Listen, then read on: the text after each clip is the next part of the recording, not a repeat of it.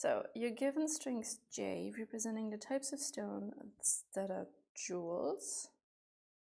Okay, so we are given everything that's a jewel, and then I also have some stones. And every character represents the type of the stone, and I want to know how many of those that I have are also jewels. Everything is j is distinct, and everything are leathers, and they're case sensitive. Okay, and I want to print out the number of jewels that I have. All right, so I'm given a j and an s.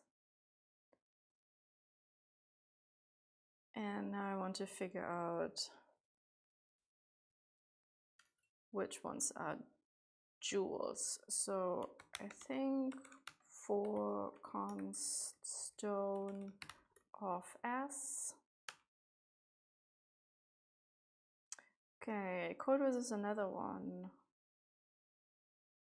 Okay. Oh yeah, maybe we should try that. I don't think I've ever tried out that website. Okay, but so for every stone, I want to say const, nope, it's not const. I'm starting out with 0 stones, and that's what I want to return. So for every stone, if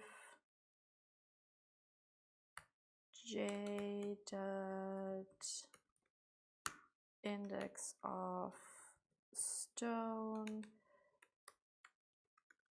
if it has that, I'm increasing result. So I'm going through every stone and I'm checking the jewels, whether they contain that stone. Okay, let's see. All right, that looks good.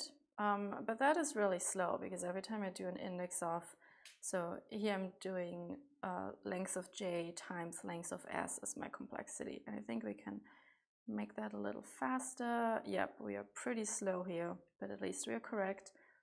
So let's try to make this faster. So instead of doing this search here, let s equals new set, and then for const jewel of j, s dot add jewel.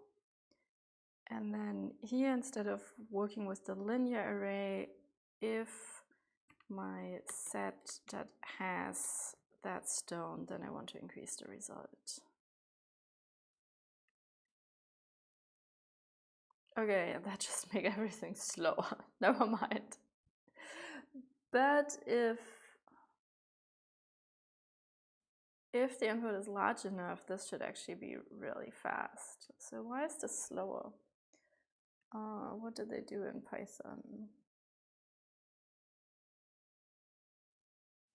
Can't read that. Yeah, so they take a map. And then they put every character in the map. That's kind of what we did, except we had a set, and then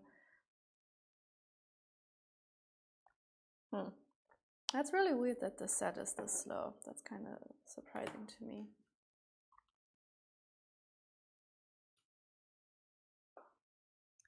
We could do something else. We could say it's just a regular object, and then we say s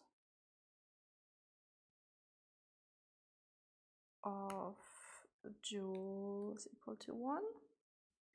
And then here we can say if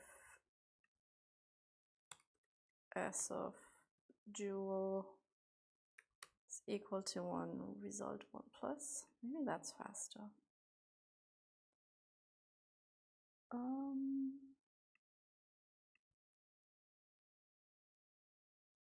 Stone.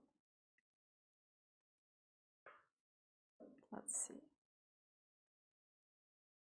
All right, yeah, so, okay, good. So our first solution took 80 milliseconds.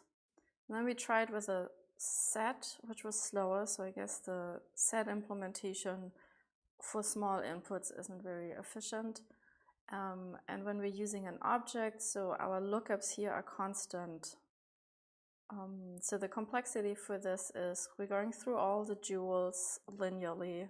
So it's O of length of jewels, and then we go through all the stones, and we have a constant time lookup, so it's also linear in the length of S.